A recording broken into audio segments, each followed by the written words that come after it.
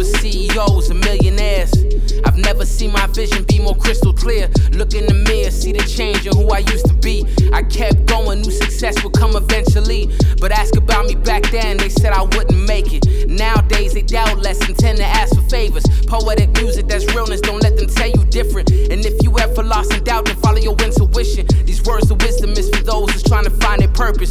Don't be living just to die, cause only death is certain. I'm working hard so I can toast to my accomplishments. Cause see, I lost it all and I ain't been the same since. I'm more focused, more ambitious, more everything.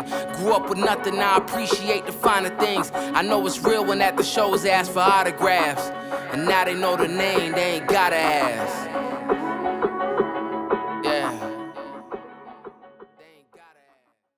Welcome everybody listening. I got an interesting and different kind of panel going on. A couple of, I would consider everybody here a subject matter expert in the Middle Eastern foreign policy realm, if you will. Some people have lived there. Actually, all of us have lived there at some point in different facets. With that, I just want to introduce everybody here. So we got Aaron Benderski, Yoni Alon, and Kate Davies.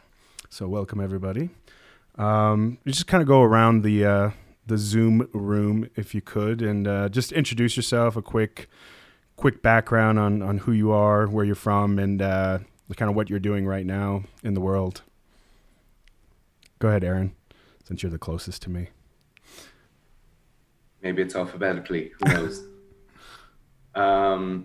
Anyway, so I'm Aaron. I'm 29 years old from Israel, currently living in Tel Aviv. I was actually born in Belarus. My family came to Israel in 1995.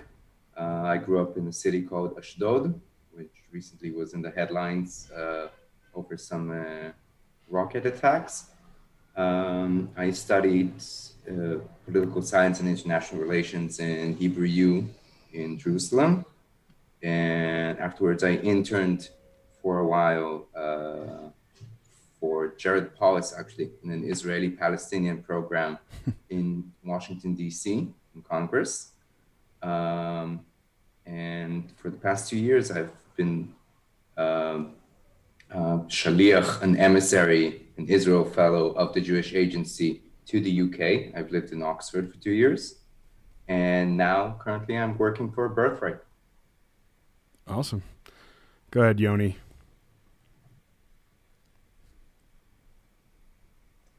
Hi, everyone. So my name is Yoni Alon. I live in Tel Aviv. Retired major from the IDF.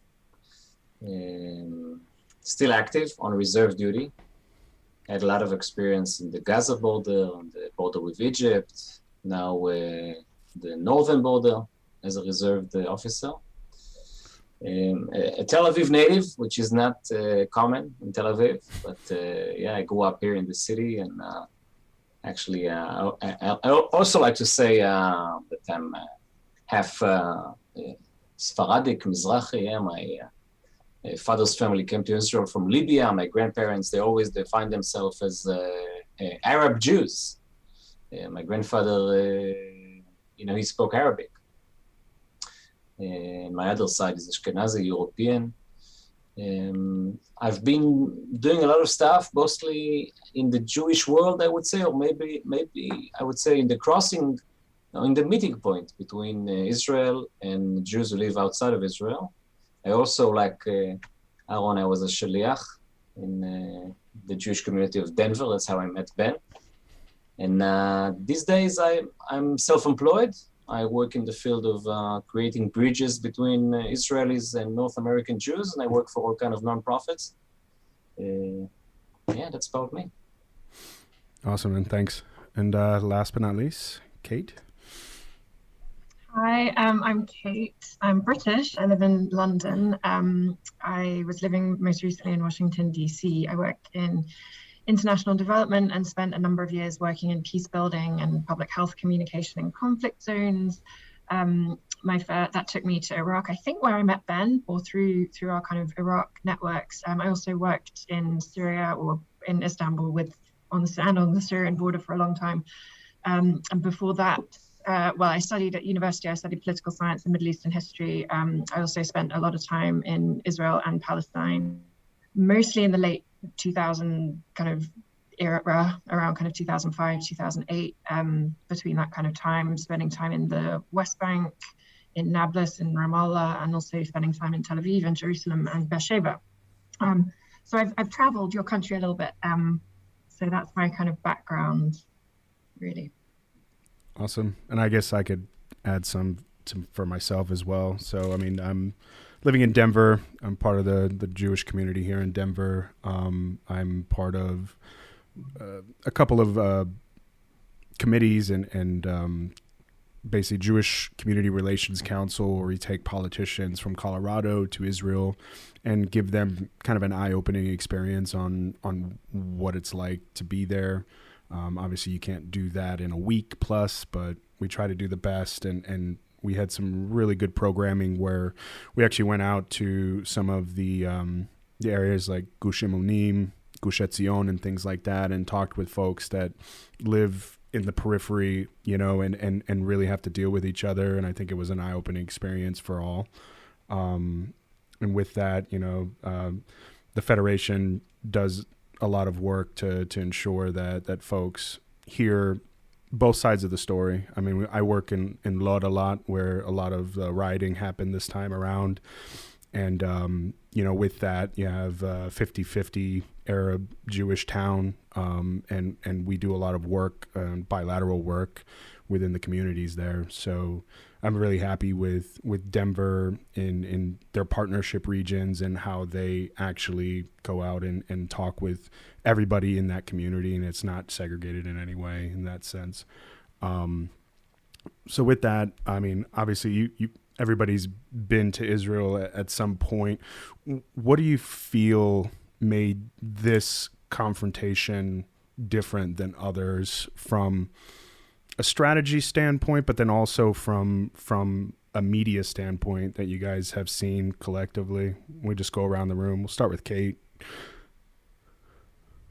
I think for me, the things that jump out at for this conflict to be different to others is purely the longevity. I think the length of time that this has gone on for, and the seeming irreparability, irreparable nature of it, given the kind of strong views on both sides, I think, and the kind of sticking blocks that you often see when peace processes begin.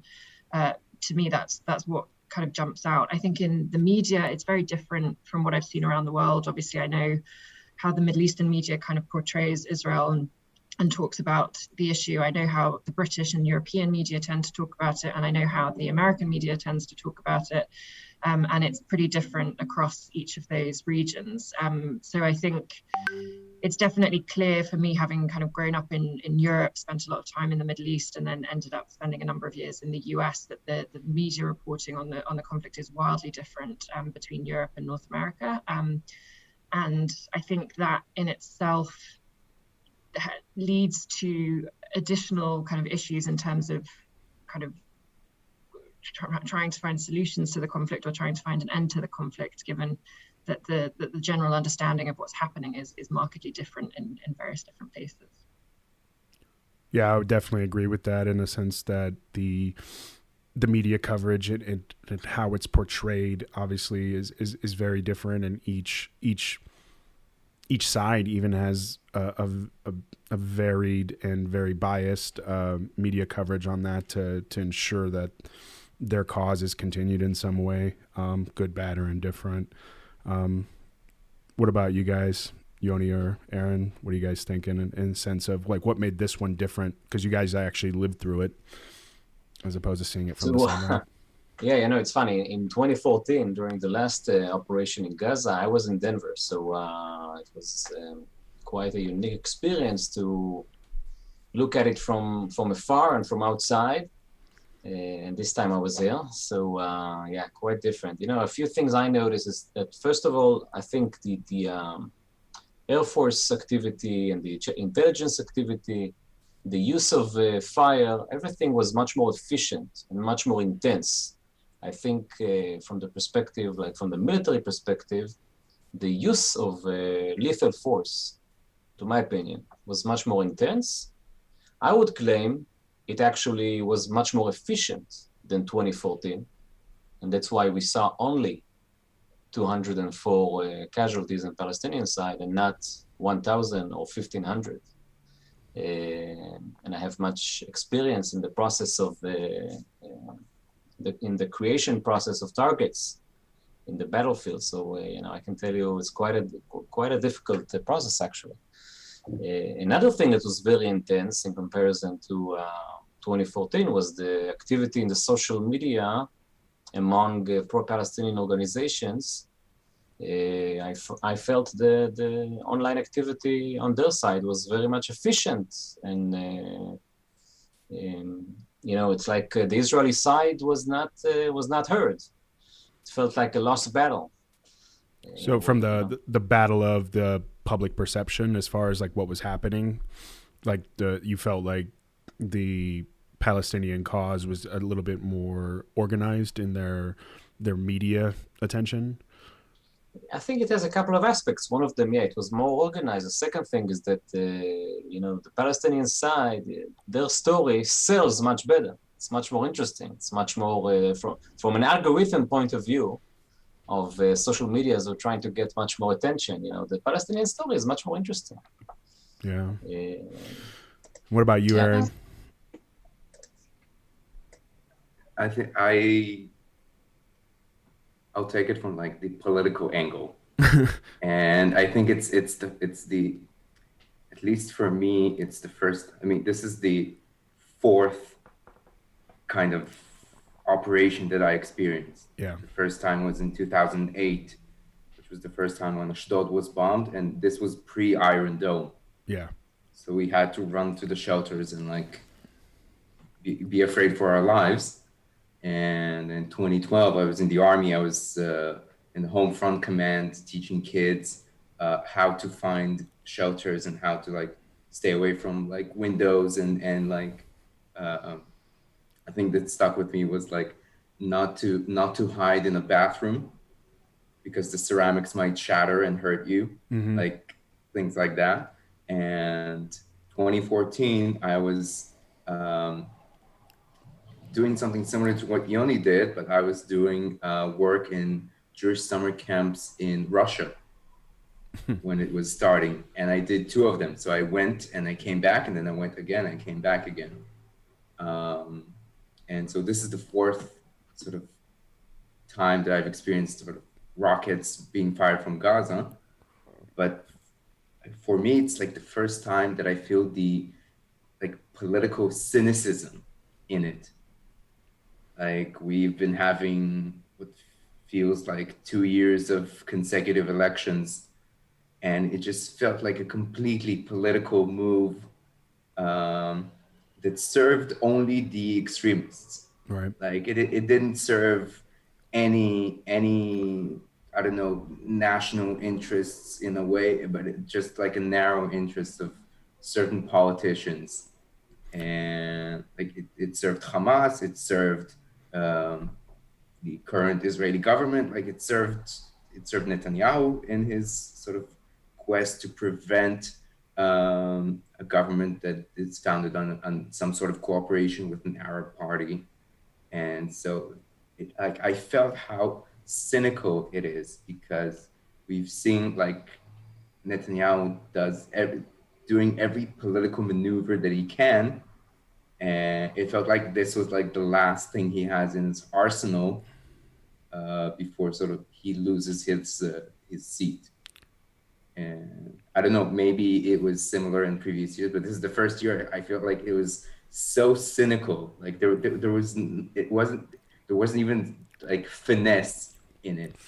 So you feel like, do most of you feel like it was like an obvious kind of, because obviously security is paramount in Israel, and if you show that you are the security czar, if you will, on the country and its defense, that people will tend to vote for you. I know that I personally have seen, and I've done some research on elections and poll numbers for Netanyahu based on before elections and then after elections when they're trying to form a government. And lo and behold, rockets start coming from Gaza. No matter what happens, like who started it, the irony is that, during a government forming of a coalition, like all of a sudden now security is like the number one issue, and it's not having to do with the economy or jobs or infrastructure development or anything else. And that seems to be the forefront and kind of essentially like the playbook in a sense of when, like Aaron said, like when things are close, let's pull the security card out and make sure that we get over the hump as far as an election and a forming of a government's concerned.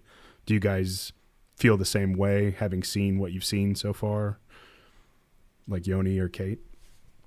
I mean, it's Maslow's hierarchy of need, right? Like it's if you have existential concerns at this point, those rise to the surface over other things like infrastructure, which you certainly see in democracies around the world. And so I defer to you guys on the cynicism and how it's played out within Israel. But I was interested to pick up on Yoni's point that he made about the kind of international narrative as well. And I think, he said that it's perhaps a more interesting story, or it's perhaps a more organized, the kind of pro-Palestinian network has perhaps been a bit more organized this year. But I also wonder if there's anything in the kind of global context that might have predicated something of a shift this year, given what we've seen with the Black Lives Matter movement, given what we've seen with a number, Me Too and a number of equity conversations globally.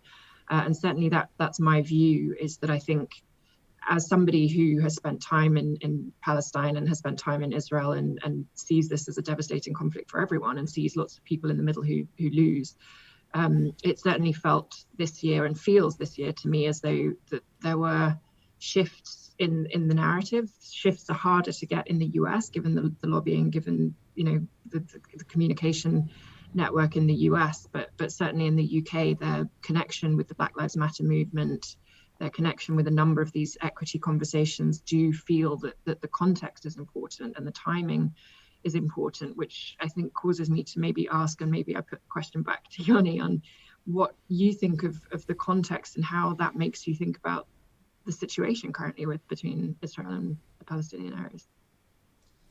Yeah, sure. So definitely the context is important.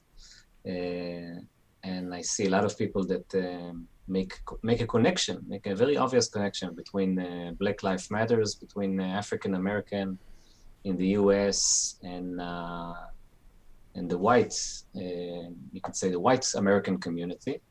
And again, if you look at it from the outside, so you do see the white Jewish Israelis having a conflict with, Palestinians are obviously they're not black, but they're not white also.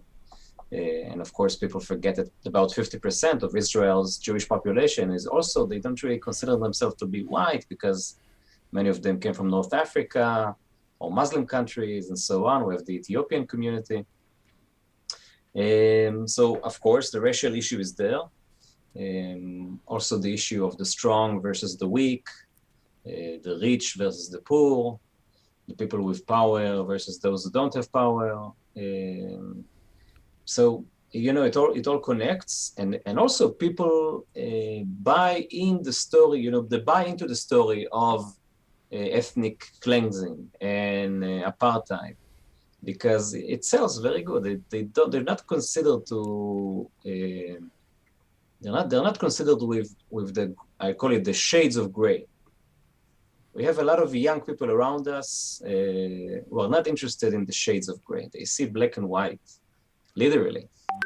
They don't care. I can tell them that in the Supreme Court we have a Muslim justice and a Christian justice, or we used to have.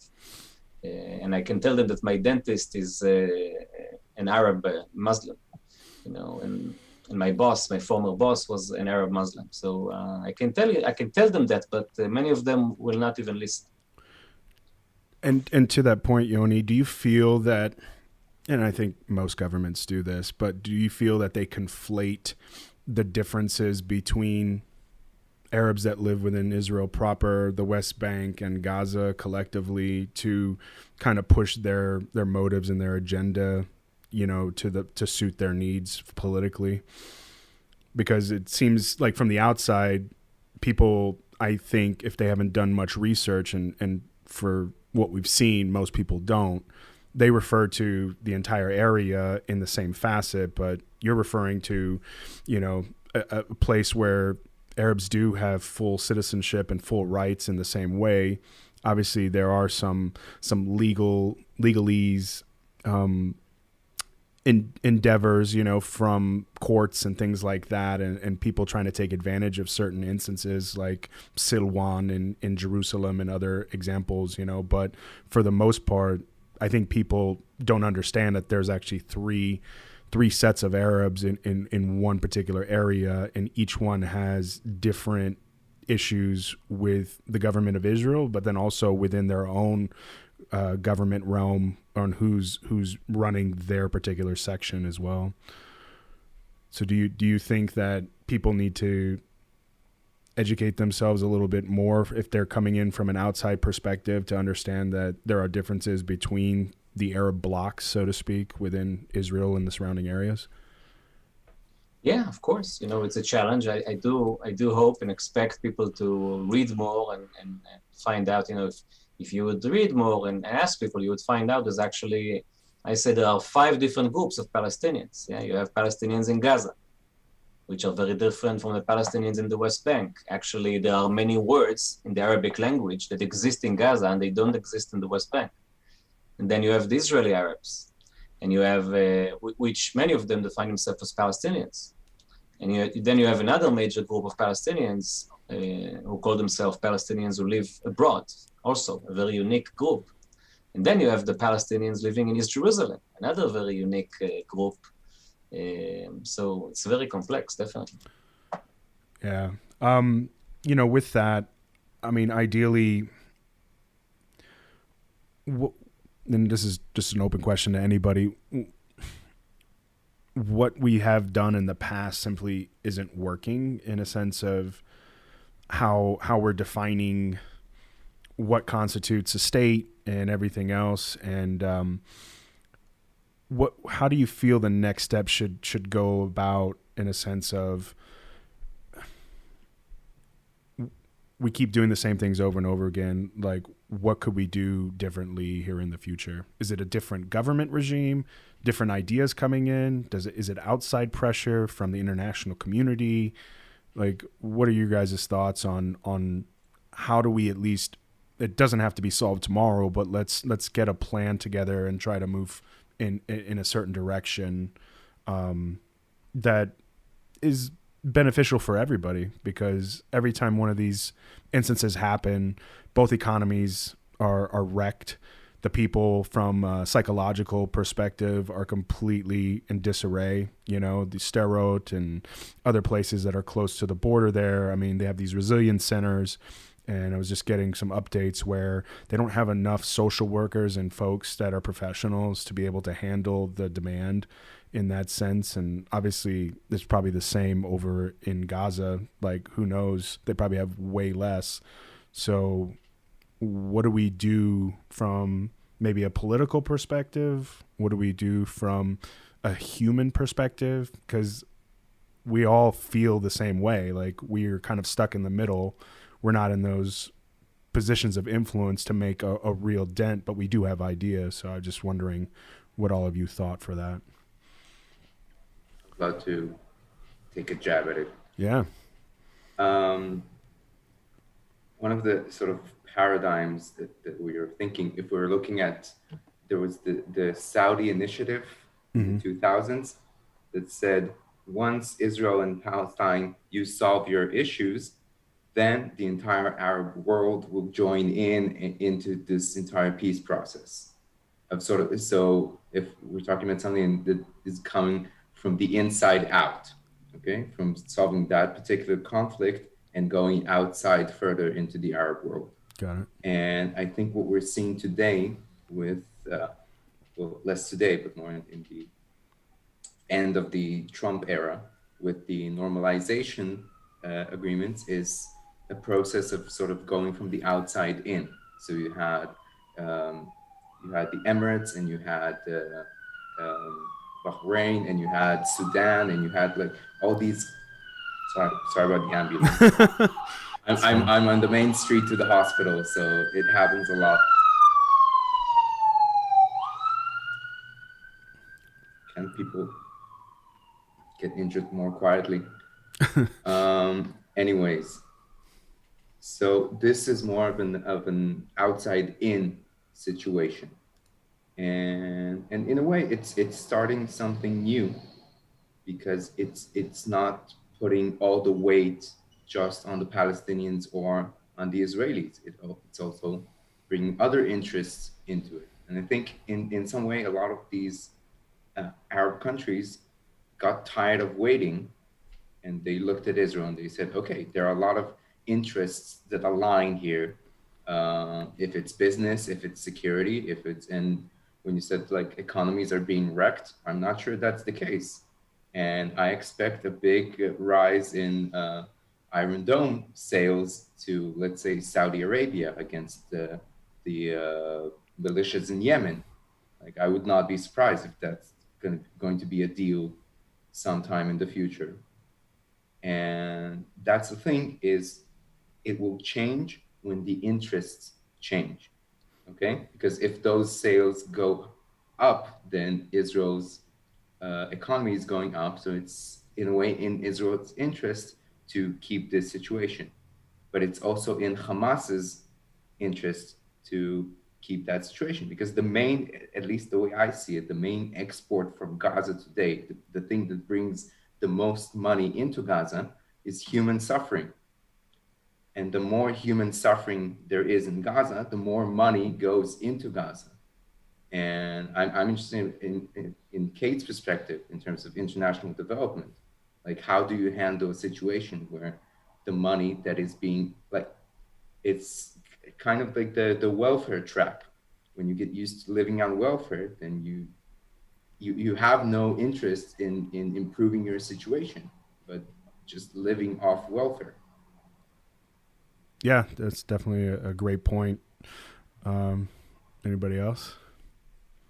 I mean, I don't know that I'd agree with that completely. I think, Aaron, you're right, to think through it in that kind of lens. And I think that is a challenge in a lot of places. But I think that, Hamas thrives on the suffering of Palestinians as a reason to exist. And as you say, to kind of bring wealth to them as an organization, or to bring wealth to people around them. But I'd also kind of question where Hamas first came from, and why Hamas exists, and why it enjoys so much power among the Palestinian people.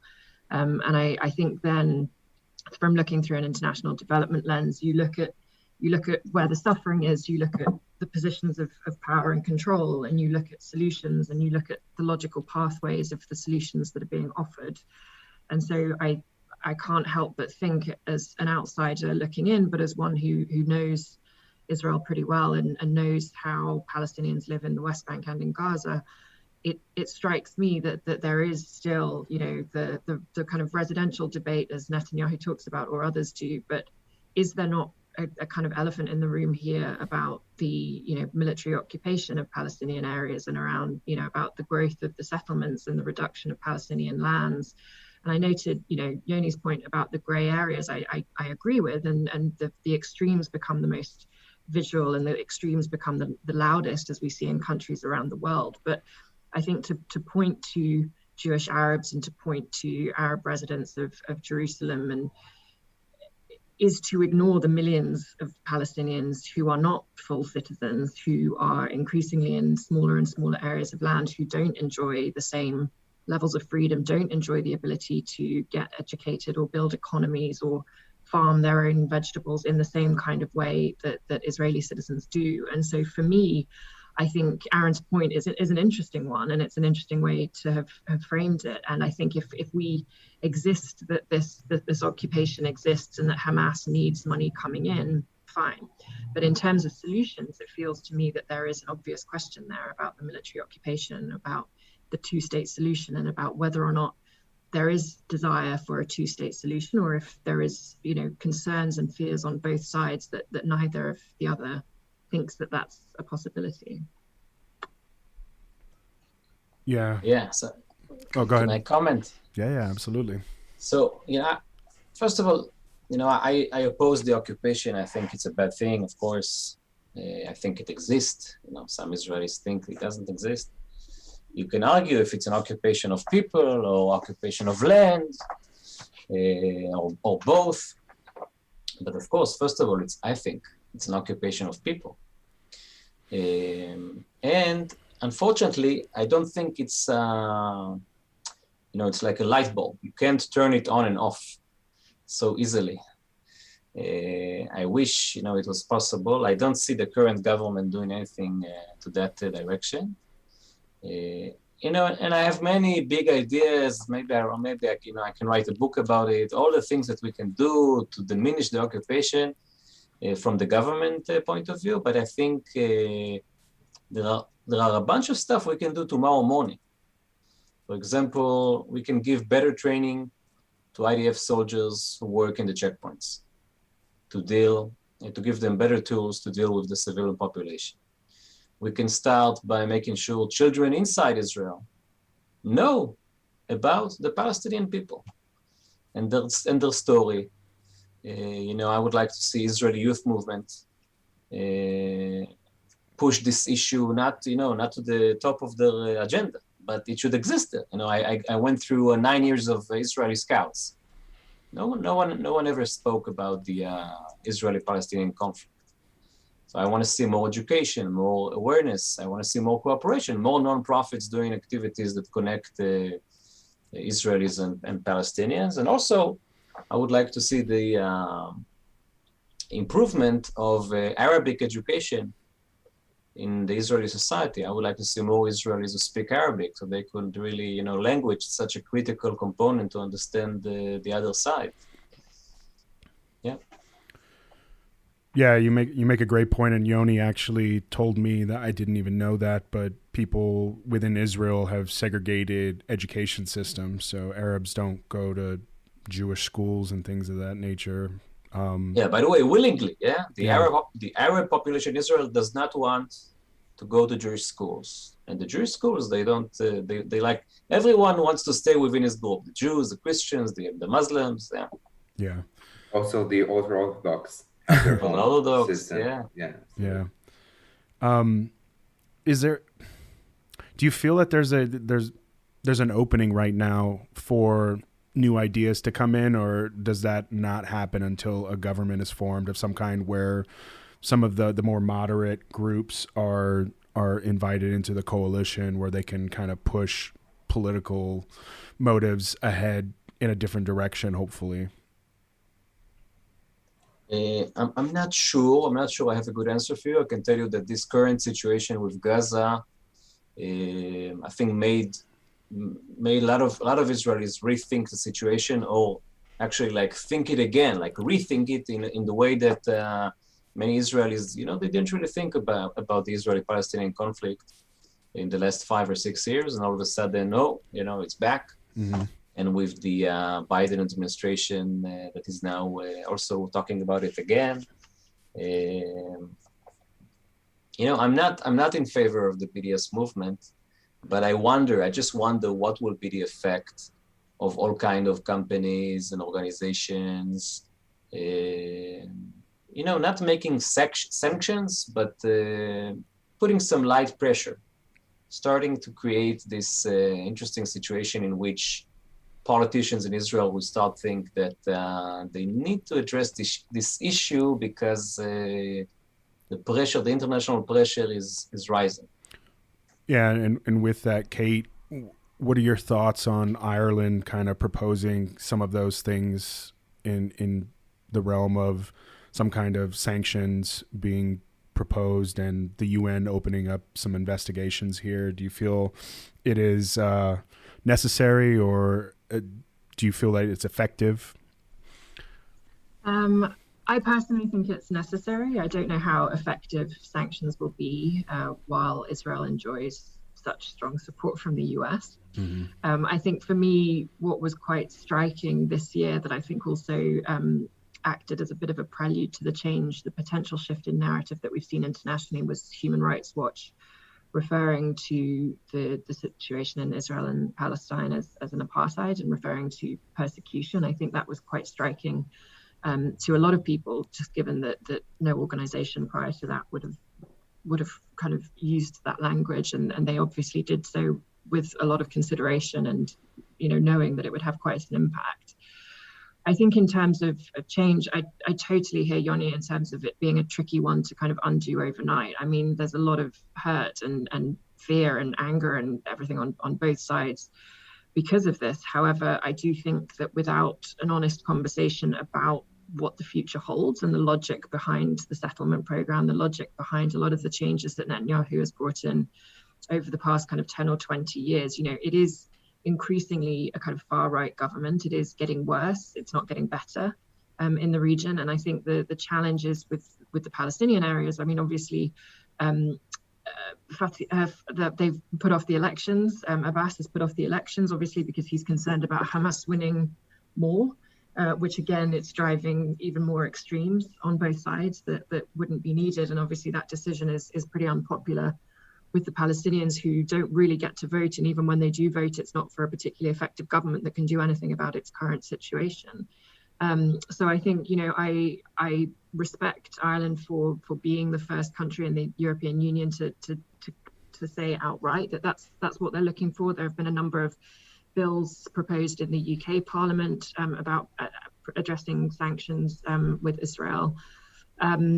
And I think that, you know, there is a small but vocal political movement happening in the US, which I don't think is going to change anything anytime soon. So I feel as a humanist, I suppose, as somebody who opposes human suffering, I feel good about some of the changes. I recognize, as I said, that you know, Yoni and Aaron are experiencing the brunt of it, and also know how challenging it would be to simply remove the occupation or go back to 1948 borders or even 1967 borders. But I think without addressing the logic and the future in terms of two states or one state with equal citizenship, I just don't think it's going to change. So yeah, that's my concern. Yeah, and I could speak a little bit on the American perspective as well, in a sense of I'm not so much about the sanctions per se or their effectiveness, but I am open to having a conversation on the situation at hand. Like this is a 50-year plus endeavor now of not only and I don't put everything on Israel's plate either. They had to go to war with a myriad of countries around them. They got stuck with a lot of gains as far as the land goes, but then also had to deal with people that were under other folks' jurisdiction and sovereignty, being Jordan and other places. And the lack of the movement from the international community to move ahead, I think is it's a little bit disingenuous a lot of times with the efforts that come up. And I think the international community should do a better job of coming up with a better solution other than, you know, what they have been in the past. You know, these very extreme measures on, well, you know, the basic premise, Israel has a right to exist. Yes, we understand that. But then also from the other side, well, so do the Arabs that live within that area in a sense of self-determination. And a lot of times what I find very interesting in the region is the sense of victimhood on both sides, in a sense of, yeah, we're dealing with these folks here in Gaza and this and that, but there's also 30 million Arabs. I understand that, but you're dealing with something that's an internal problem and like a house problem as opposed to like a neighbor problem, you know, and you got to work on your house first, so to speak. And you have to talk with each other in that sense. And I still have hope, just because I've been reading a lot about, you know, Golda Meir and Menachem Begin when it came to Sinai and everything else, and how those kind of meetings transpired and those bridges were met, but it had to do with the fact that Sadat was open to the conversation. And I don't think the people in Gaza in particular are open to that conversation right now. But as Aaron alluded to, the suffering is what's keeping them afloat, regardless of the damage that it does to their own people. I hope from a perspective that the international community does not pile on to Israel for trying to defend their people. And I know that there's other factors in place, but in a sense of from a global perspective, I think we have to look at the reasons why, they're as accurate as they can be. They try to do as much as they can in regards to, minimizing collateral damage of sorts. But at some time, if something were to happen, in the sense of like London got bombed from, Calais, I'm almost positive that the UK would take measures to ensure that it didn't happen again. And I think that's fair game for everybody, to include the Arabs. I think that Gaza has a right to defend itself as well, but also in a sense of when you start going from defense to offense, that's where we kind of get into the entanglement. And there's some provocations on both sides. They definitely test the waters. Go ahead, Aaron. I decided to do it politely. There's a lot to unpack in what you said. First, I would start with what you said about the sort of in-house problem versus like outside problem. Mm-hmm. But when you look at when you look at the online sentiment and like the comments of Free Palestine and like that wave, there aren't that many Palestinians worldwide. Yeah. Which means we need to look at a few more identities that are layered upon each other, because we have Palestinians. So we have a Palestinian identity, we have an Arab identity, and we have a Muslim identity on top of it. Mostly. There are Christian Palestinians, and that's a whole other breed, but those are like three different identities that you find. And there aren't that many Jews in the world compared to if you take like the Arab world or the Muslim world, even bigger. Like a lot of the negative comments came like from Indonesia and places like that. Right. So I wouldn't necessarily say that it's an inside or outside problem, because there is no more inside and outside in 2021. Like everything is connected. That's sort of on that case. In terms of what Yoni mentioned, the BDS movement, and sort of mentioned sanctions, and this is sort of, it goes into like cancel culture today of not engaging and disengaging and sort of going into your own sort of echo chambers, the sort of the boycott of sort of, okay, you're doing something I don't agree with, then I'm not speaking to you, I'm not acknowledging you and whatever. And also, it is not a zero-sum game. If you divest from Israel, it doesn't magically make more money for the Palestinians. It just means less money in Israel. It doesn't mean more money to develop Palestine. And when I was in Washington in this Israeli-Palestinian program, one of the Palestinian women came up to me and said, "You need to stop the occupation." And I was like, sure, let's do it today. Let's withdraw all the settlers. Let's withdraw all the soldiers back to 1967 borders. What happens the next day? Is it the Palestinian utopia you hoped for? And she didn't know what to answer. She didn't have a positive vision of a Palestinian future that she wanted.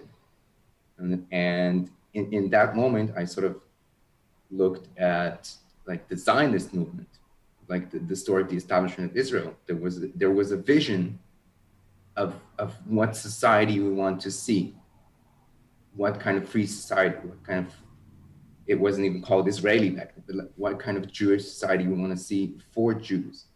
And I feel like there is a lack of vision within the Palestinian side. And it has its own reasons, and it comes with occupation, and it comes with oppression. I think that lack of vision is holding people back in a way. And you see people starting to look into the future in terms of entrepreneurship, and you see, so when people came to talk to me in the UK saying like, we want to divest from Israel, I'm like, okay, but why not invest in Palestine? Why not build business? And I went to visit like SodaStream, that had a factory in the West Bank. Yeah. And it employed Palestinians. And there was a lot of outrage because it was in the occupied territories, and like the company's occupiers, let's boycott them. Yeah. And it worked. And they moved their factory within like Israel proper. Yeah, the Beersheba area. Yeah. Rahat area. They actually now employ a lot of Bedouins. But a bunch of Palestinians lost their jobs. So like, great, now like people can feel better because it's within Israel, but did it help more Palestinians get jobs? Did it get more Palestinians help finance their families? And the simple answer is no, not really. But they did get specific permits to keep some of their Palestinian workers and for them to come into Israel. So in a way, you can, what Yoni said about businesses sort of nudging governments to do that, I think if companies would say, we want a quota of a certain amount of Palestinian engineers, you can get more wealth into Palestine, you can get more ingenuity into Palestine, get more sort of people dreaming big. So you're saying bypass the political realm and push it from private industry to force some kind of quota system to ensure that there's almost kind of like we had in the US, you know, with affirmative action of some kind, in a sense of ensuring that people that are qualified for the positions, that they actually get a fair chance to obtain those positions in employment. Yeah, and the thing is, we see that at least a little in Israel right now, because when the government is the one that's inciting division, you suddenly see the private market sort of going into it, and there's a huge billboard, like on the highway not far from my house, by an insurance company, a health insurance company, and the sign says in Hebrew and Arabic, the best health insurance is coexistence. Which is, I mean, heartwarming, but also like you're a private company, like, and suddenly you're giving like these positive messages that usually like government or leaders should be the ones who are hopefully distributing. So I think that's an interesting angle to look at.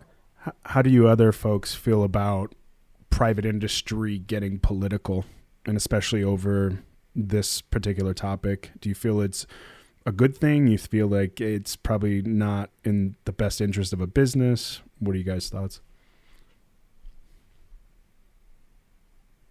I don't know that I have thoughts on the private industry. I have thoughts on what Aaron said, and I guess if you don't mind me absolutely. the question. No, go ahead.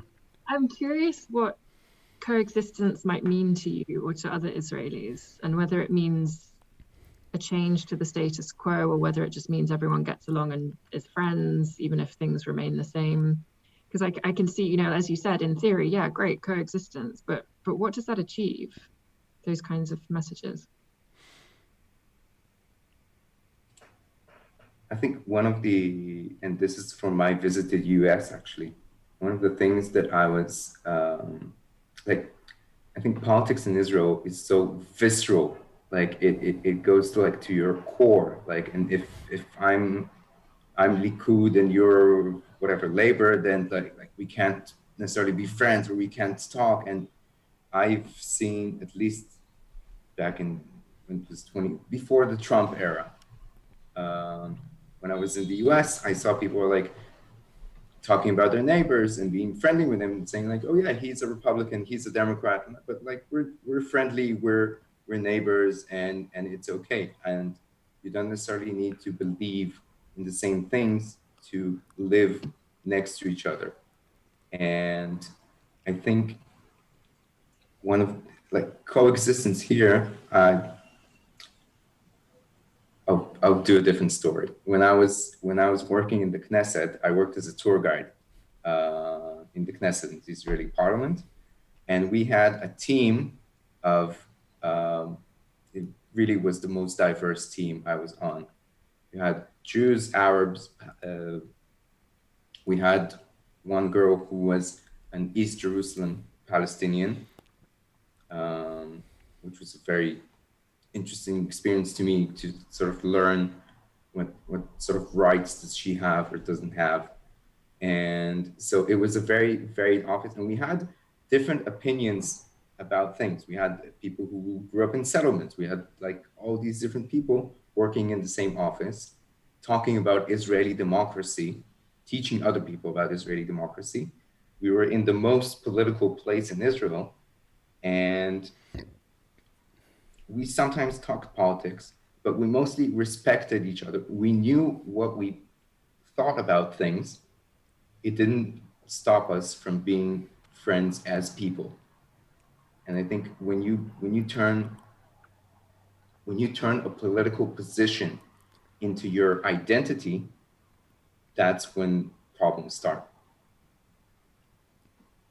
You know, coexistence, that sign that Aaron talked about, who is the target audience of that billboard?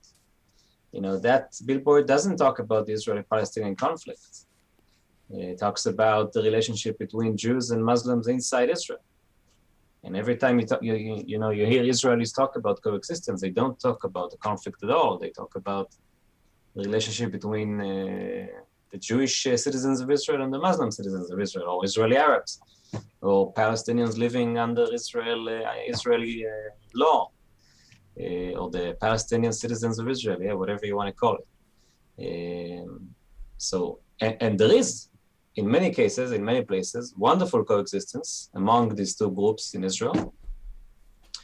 And you know, maybe one of the unique characteristics of this clash that we had is that we had this terrible acts of violence within the Israeli society between these two groups.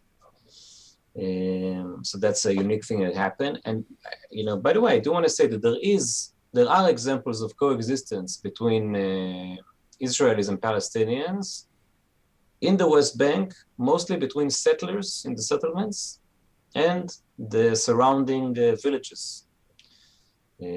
Also business-wise, like who is building the settlements? The settlements are being built by Palestinians. Mm-hmm. The settlements are a major source of income for the Palestinians. It's sad and crazy, but that's the reality of things.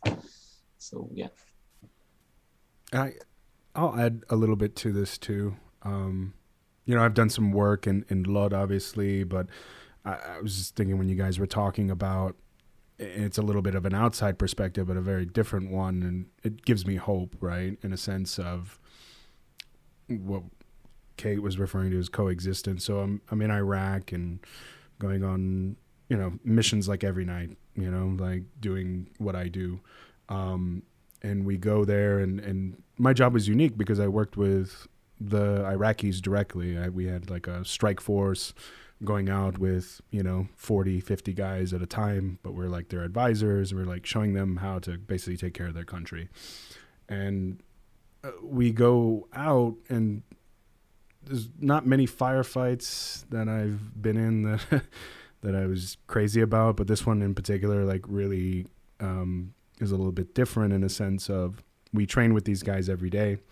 They respected us and they knew that we're all different backgrounds in the U.S. And I think that's, obviously in a region that's kind of amalgamated together based on outside influences. I mean, Iraq has, 3 or 4 different distinct ethnic groups, that are very, very different from each other.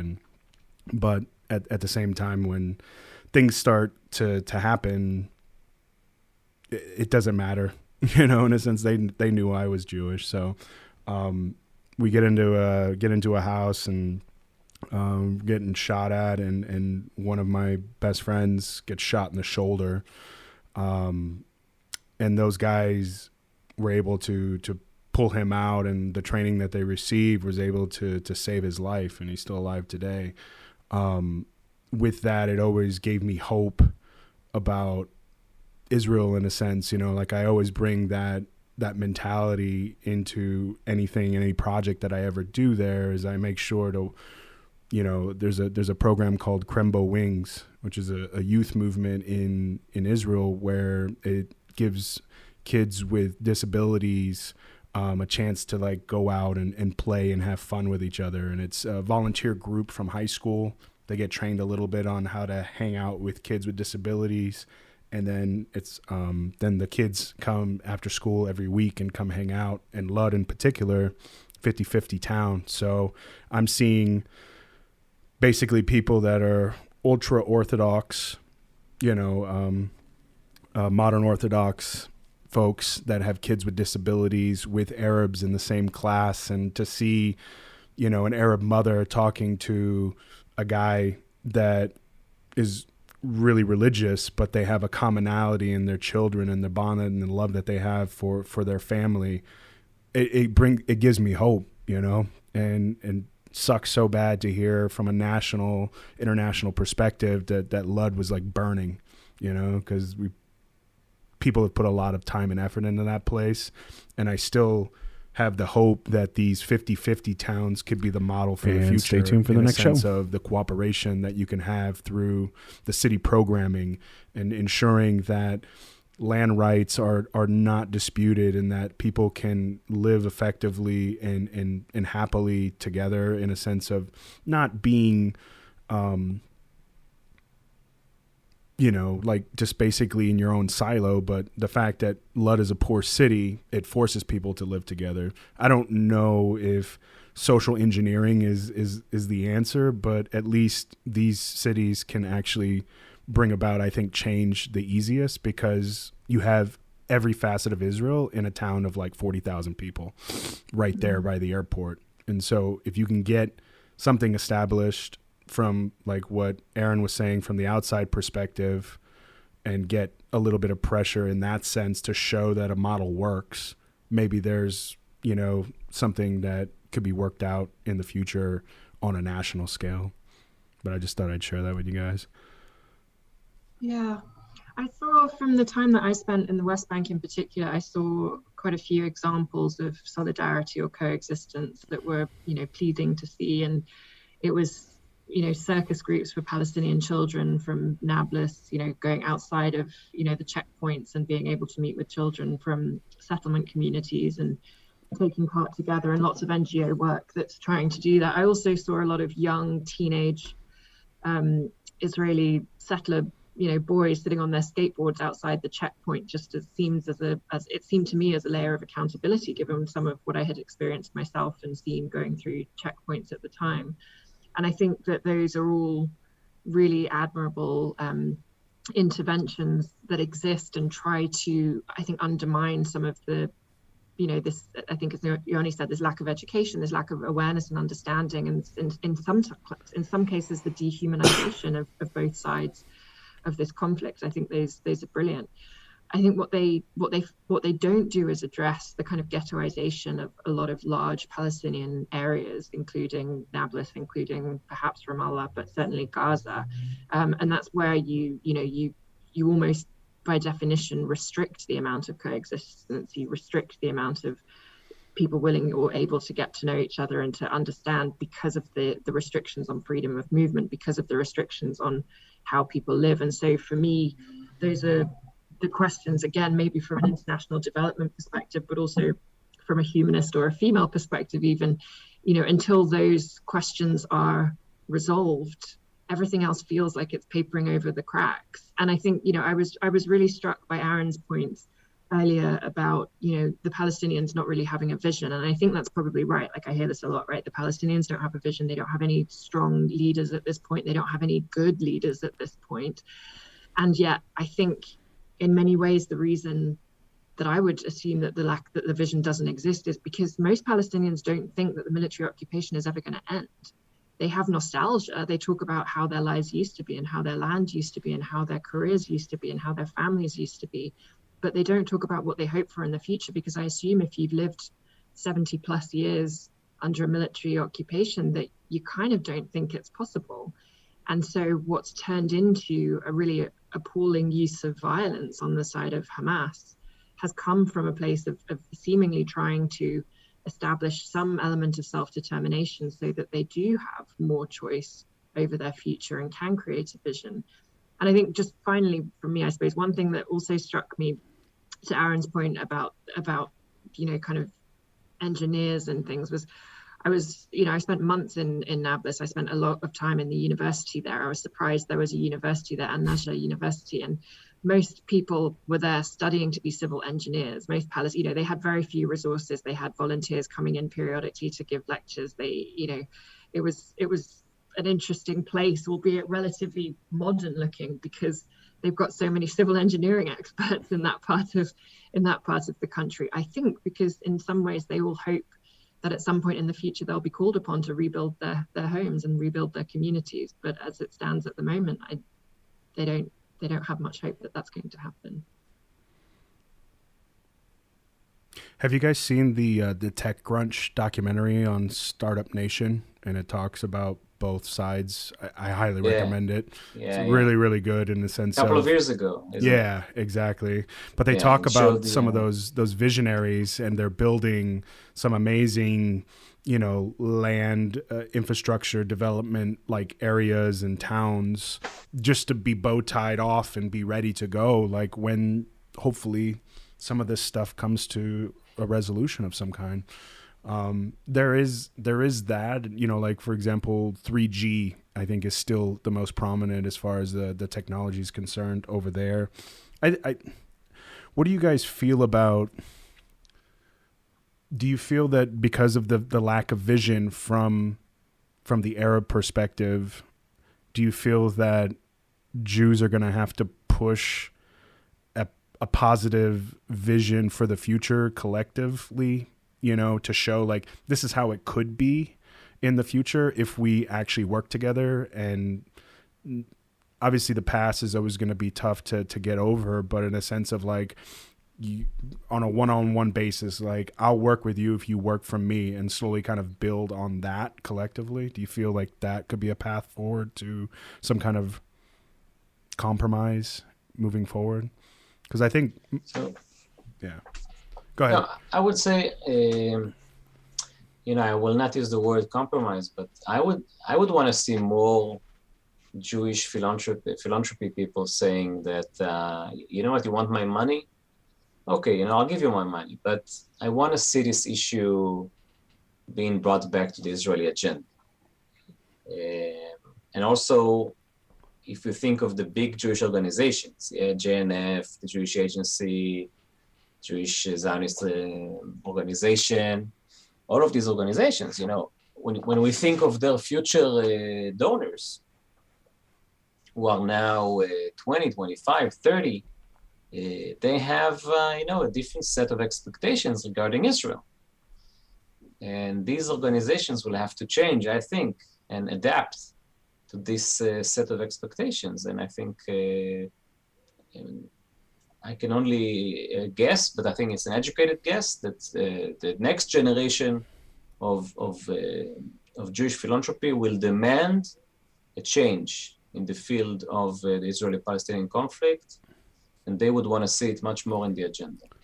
Can I just counter that real quick from the American side? I don't know if you guys know this, but more Christian Zionism, they fundraise more than the actual American Jewish community these days. And so when a lot of common misconception is that AIPAC, the American Israel Political Action Group, most of the people that are actually a part of that are actually Christian Zionists, not the Jewish Zionists. And there's definitely a riff based on just personal ideals and values, I think, from the American Jewish perspective, which generally votes democratically or as part of the labor movement in Europe and in most countries.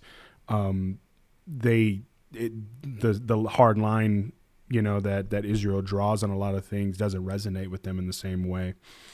Do you guys feel that that's a good thing, that these people are kind of drifting away and kind of forcing the problems to come to the forefront in a more nuanced way? Or do you feel like this is actually going to hurt Israel in the long run, the bifurcation of the support in the world from the diaspora? I want to address your previous point about sort of Israel proposing a vision and everything. And in the narrative view, you don't take advice from your oppressor, or you don't take advice from your enemy, and we're still considered enemies. Mm-hmm. But I do think that it can come not from the Jewish world, but from the Arab world. And if suddenly investors from Dubai or from Saudi Arabia, or who have been allies to the Palestinians for years, and to a certain degree feel a bit betrayed now, specifically by Hamas, that is turning to Iran in terms of funds and all these things. Saudi Arabia is looking at Gaza and saying, like, we've been giving you money for years, and now you suddenly go and like collude with our biggest enemy. So I think if the Arab states, I wouldn't say apply pressure, but do sort of like sticks and carrots to the Palestinian community, and a bunch of carrots would go a long way in terms of growing that vision. Because you can look at Dubai and like see an oasis in like the middle of the desert, and like that could be that could be Palestine as well. And if you were theoretically those Arab countries, where would you start? Israel proper, West Bank, Gaza? I would invest in like startups in the West Bank. I would invest in and also like startups that minimize the occupation. Got it. What do you guys think of what Aaron was proposing?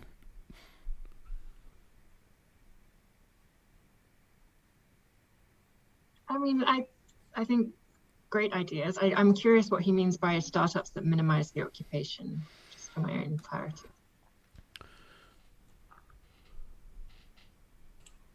I've met a group they're from Boston, but we met them in DC, called Our Generation Speaks. And it's a startup. It's not a startup, it's an accelerator that brings Israelis and Palestinians to work on startups together. So I wouldn't say it minimizes occupation, but it brings sort of more entrepreneurship into that. Like there is a problem with water, there is a problem with limited water supplies. So they invented a sensor that tells you how much water you have. Like it's not a solution, but it turns it makes daily life more manageable. I'm curious the extent to which most Israelis know how people live in the refugee camps in the West Bank and how the water and electricity is diverted. Is this something that we know about but we don't talk about, or something that we genuinely don't know about? No, we don't know about. Most Israelis are not exposed to this or familiar, we can go and read about it, but we don't have the motivation to do so, most of us. I think that what Israelis mostly know is that we supply electricity to Gaza. And like So the only times it's an issue is when like you have this kind of war and people are starting like, well, shut their electricity off, like, shut their water off or whatever, like just as, and people, it's hard for people to reconcile that we have an let's say enemy entity that we supply like water and electricity to. I mean, and Yeah, you know, Kate, it's interesting. It makes me think about an issue that maybe most Israelis or many Israelis, I don't like to say most, many Israelis, they view Palestinians as the enemy. And when you view someone as an enemy, you're not interested about his electricity or water. So it's an interesting question. How do we turn an enemy into, it's not a friend, it's not a colleague, but maybe it's a partner for the future? Because I'm one of those Israelis who believe that the future of Israel goes hand with hand with a Palestinian state. I think that if a Palestinian state will not exist in the future, that perhaps Israel will not exist. Yeah. I can see that being a difficult position to be in. I mean, again, when you were talking about, the other Arab countries getting involved and using more of a carrot, less of a stick, it struck me that the only carrot I could think of is that they would somehow be able to end the military occupation, and they can't, as far as I can tell. I mean, however many years we've been in this situation now, and there has been no change except for accelerated settlement building from the Israeli, government side, and or other groups that are involved with that. Ben made an interesting point earlier about the American evangelist Christians who do a lot of the fundraising for this, and it's ironic, but it's self-serving, right? And they believe that Jesus will return as the Messiah once the whole of the biblical lands of Israel are solely inhabited by Jews. So they have an interest in ethnic cleansing, to be clear, and their support for Israel is their support for a one-state solution. And so that's where I think the strength of the US lobby, whether it be the government, whether it be the evangelist Christians, whether it be, AIPAC or others, it's significant, and it goes against a lot of, the kind of peace plan exercises that others, either within the Arab League or within the European Union or in other countries, the international community around the world. I know Ben referred to the international community a lot earlier, but there is this really clear, distinct difference between the international community, less the US, and the US on a lot of this stuff. And I think, I do think that for me, the most striking and most feasible way to end the conflict is to agree to a two-state solution, is to end the military occupation, is to move to borders closer to 1967, and to reverse some of the epic kind of settlement building that has happened. But I also understand from you guys' side, I mean, Aaron mentioned earlier that the pro-Palestinian cause isn't just a bunch of people in Europe or America. You're now seeing people be anti-Semitic and use very violent language from as far as Indonesia. The idea of having a strong control over this small piece of land that you live in, and the idea of weakening that control and allowing it to become more vulnerable to these forces that you don't fully trust, and are currently enemies, I can see is a very difficult proposition. I can understand is a difficult proposition. But without doing that, without kind of ceding some of those borders, without establishing a two-state solution, without, I guess, establishing Palestine alongside Israel, I struggle to see how the conflict will end. So it's a question of where to start it, in a way, because like we say about ending the occupation, but should it be the first step or the last step? Because we did this thought experiment of what happens, like if we just withdraw everything at once, like if we withdraw soldiers, we withdraw all, like we uproot all of the settlements and we take them into Israel proper, and like, does that solve all of the Palestinian problems? Does it create an equal and just society for Palestinians? Or will it look but again, like Gaza? Maybe. I don't know. Like, but some Palestinians will tell you, it's none of your business. let us deal with it. So you're just trading one injustice for another.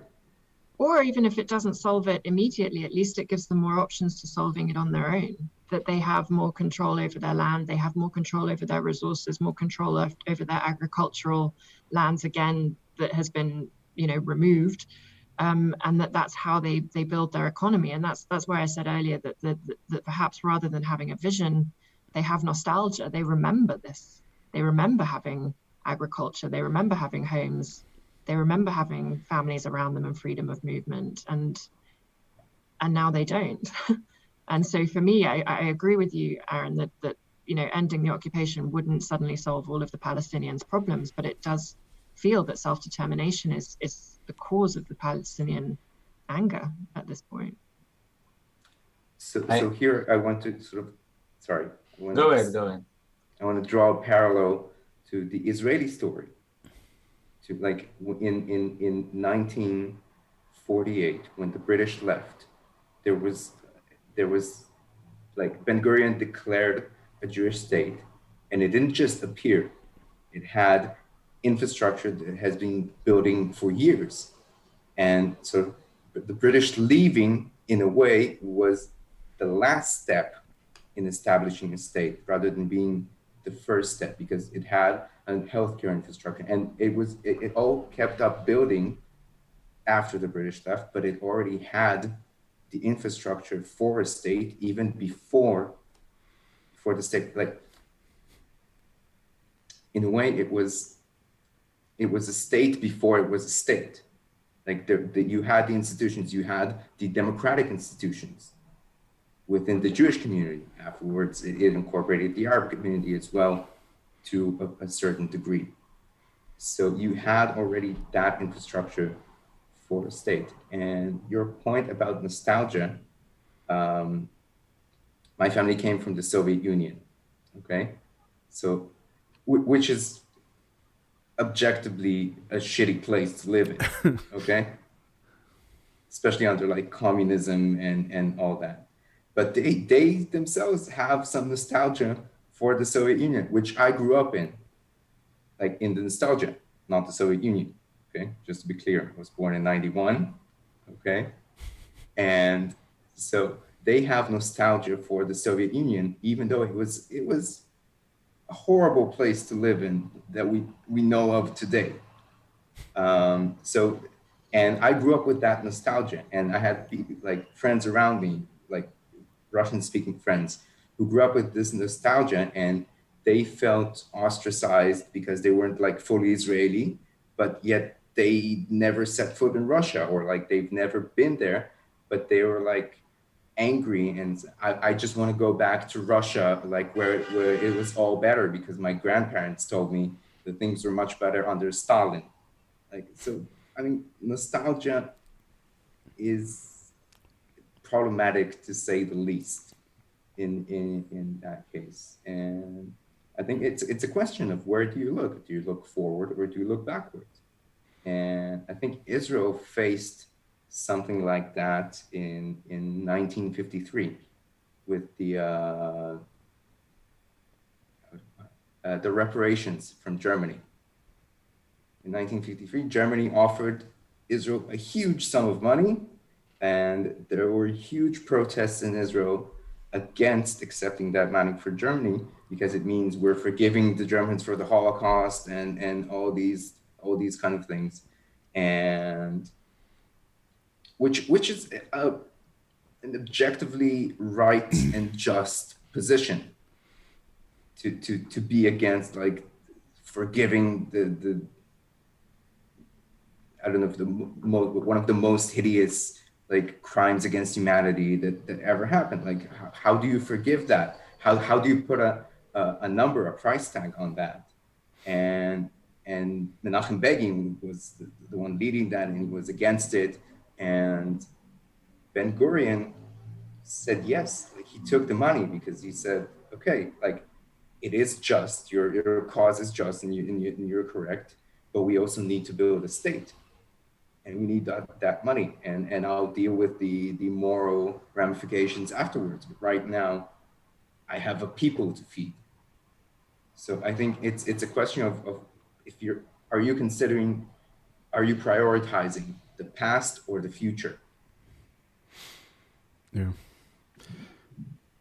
Any final thoughts? Let's leave on a positive note.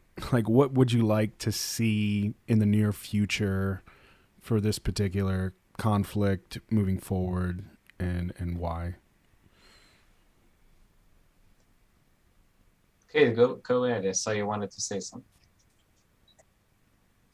No, I mean, I'm definitely the outsider in this situation. I think what I would love to see is an honest conversation about a two-state solution and a commitment to a two-state solution. And if the honest conversation concedes that there is no commitment to a two-state solution, then a one-state solution where all Palestinians across Gaza and the West Bank are Israeli citizens and get a right to vote in the Knesset. I think, that's one of the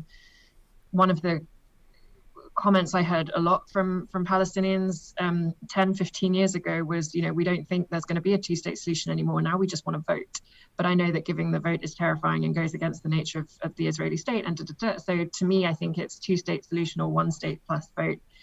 In the immediate, in the kind of shorter term, if that takes some time, I would love to see more. And I totally lift this point from you, Yoni. I love to see more education. I'd love to see more Israeli Jews travel into the West Bank, and as far as I know, they're still no longer allowed to go into some of the areas where, that sit behind checkpoints. But to be able to see that, not just the military to see it in the evenings or at the checkpoints, but to have regular people see what it looks like in Gaza, see how people live, just understand more about the towns and villages that they talk about but have never seen, I think would be really valuable. But from my part as the outsider, it's been really fascinating to hear you guys talk through these issues, and it's certainly given me another side of the kind of coin to think about, terrible language to use. But so I appreciate having this conversation with you. But yeah, two-state solution. Thank you. We appreciate it also. Meeting you and talking to you. So I would just say that I would like to see more conversations between Israelis and Palestinians. I wrote to you guys on the WhatsApp group, and I will say it here also, that there is this amazing room inside Clubhouse, this new social app, this new social network. There is this room in which Israelis meet Palestinians. Actually, it says Palestinians meet Israel. I think it says Israelis and Palestinians meet each other or something like that. And it's been, I don't know when it started to run, but now it's one of the top 10 popular rooms inside Clubhouse, with almost half a million people who visited the room. And the average listening time is 5 hours or 6 hours. So it's crazy. It's really... And just to finish with an anecdote, because it was on the news today here in Israel, we learned that, so Ismail Haniyeh, one of the leaders of Hamas in Gaza, we learned that about a week and a half or 2 weeks before the operation in Gaza, he got a permit, his family got a permit to send his niece to get medical treatment in Ichilov hospital in Tel Aviv. So actually, when the rockets were firing, Hamas was firing rockets on the hospital that the niece of Ismail Haniyeh was getting medical treatment at by Israeli doctors. So I think it's such a unique and crazy situation that can tell you how much this conflict is. It has so many layers and complexities. I'm optimistic. I try to be optimistic. Mr. Aaron? Final thoughts. I don't know. It doesn't feel final because there's so many thoughts still to be spoken. I mean, we can always meet again. First of all, I'm proud of us that we spoke for almost an hour before mentioning the Holocaust. So for me, that's a win. And there's a lot more context to be taken into account, and there's a lot of things we haven't even started speaking about. um, like my main message is, I guess, like I think we hope too much from governments. And I think we let governments handle it for a while, and we have civil society. And civil society is always nice and like a bunch of people who like each other and agree with each other, but it always lacks funds. And I think it's time to look towards the private market and see how we don't have to like each other to be business partners. We don't have, like, you don't have to like the person selling you bread, as long as like you like the product that comes from it. And so we need to look at how we can develop economies. How can we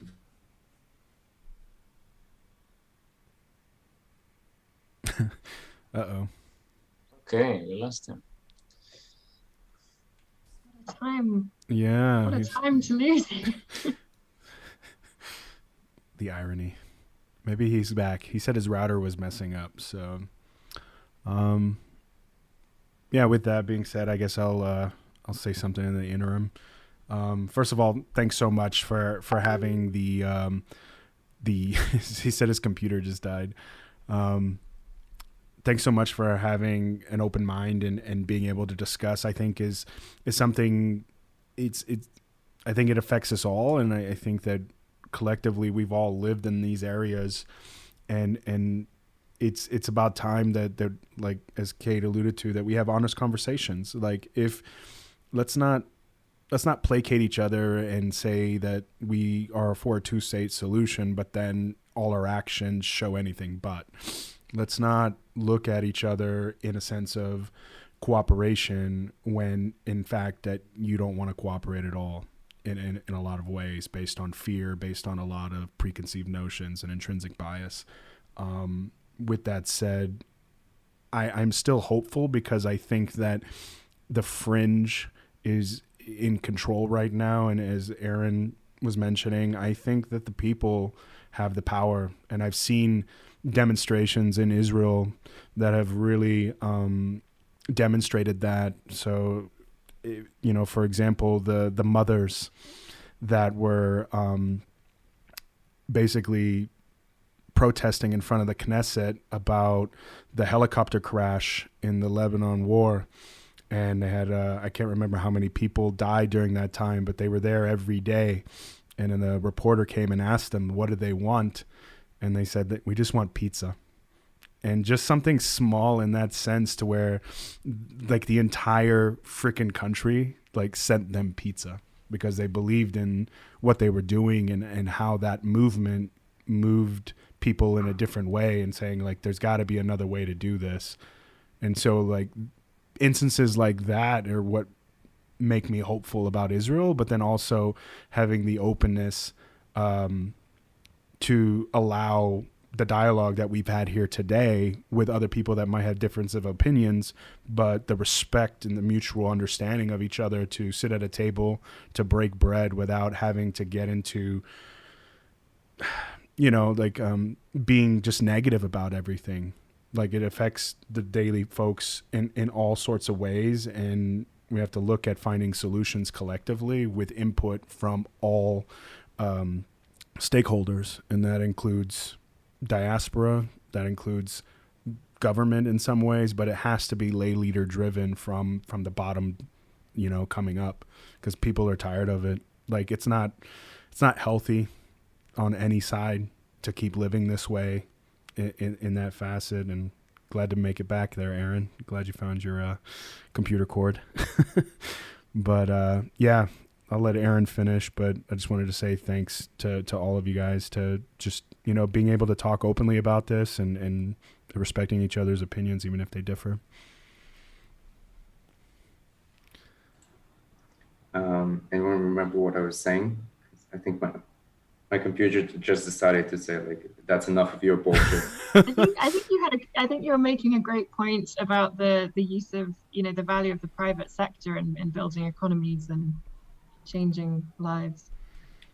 Yeah, and not even necessarily private sector, but even like GoFundMe's and stuff like that. Like if Bella Hadid has 40 million followers, if she told them, here's a Kickstarter to, I don't know, rebuild Gaza's electricity network so they don't depend on Israel, I would have bet she would have gotten more money than any UN fund or something like that. Like, so we can, like, things like that can happen.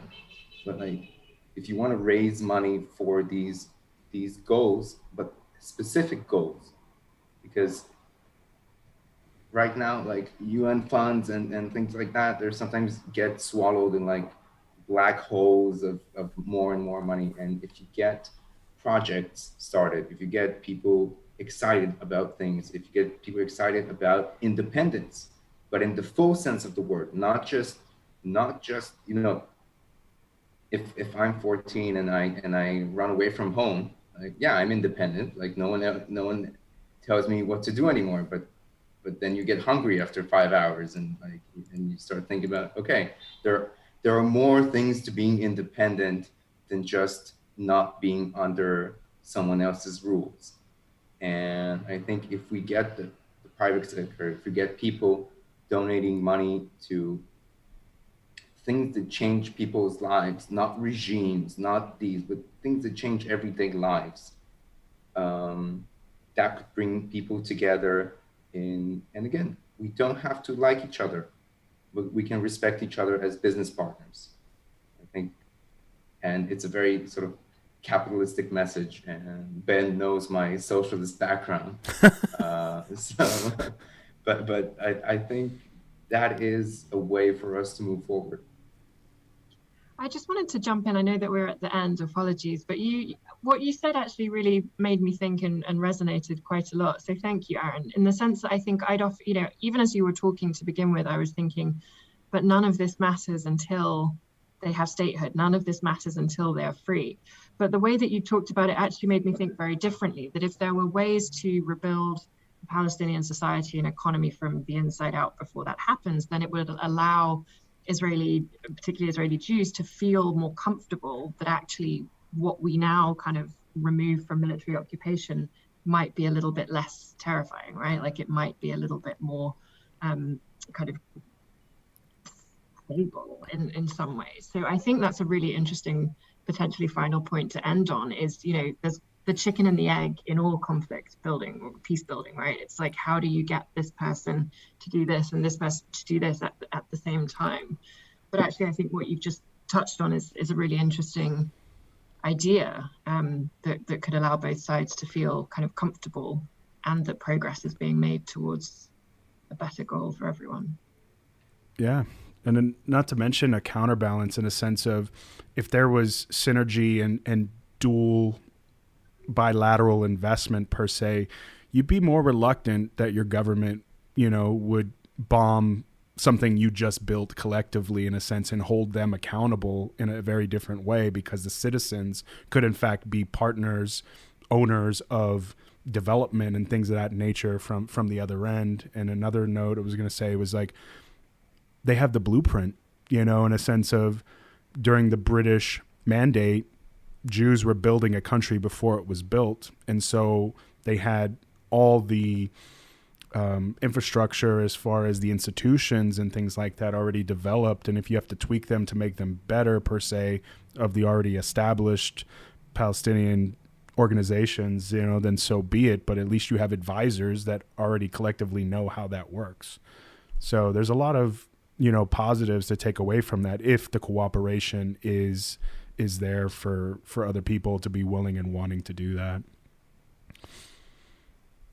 Well, again, thank you guys so much. I know you guys are some folks, it's a little late and everything else, but I thought it was very educational for everyone, is just listening to each other, and hopefully other folks, when we collectively pass this out to our friends and families and whatnot, that they get something out of it as well, and that there is a little bit of a hope in the collective. So thanks again. Definitely. Thank you, Ben. Thanks for having us. Yeah, thanks for having me. It was good to meet you guys. You know, we can do another one like this.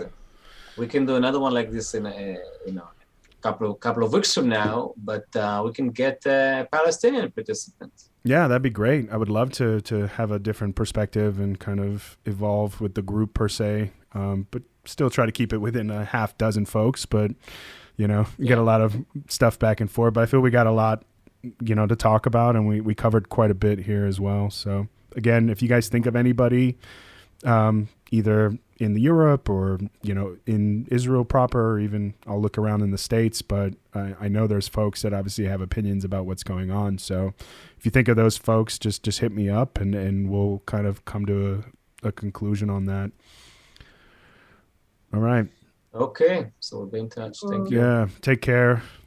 Thanks again. Yep. Good Bye. night. Good night. The show is produced and engineered by myself, Ben, out of Denver, Colorado. Be sure to subscribe to our social media or wherever you consume content, iTunes, Spotify, YouTube, etc. Big shout out to Mike Xavier. Thank you so much for letting us use your music as part of our show. Be sure to check him out as well on social media. And stay tuned for the next show.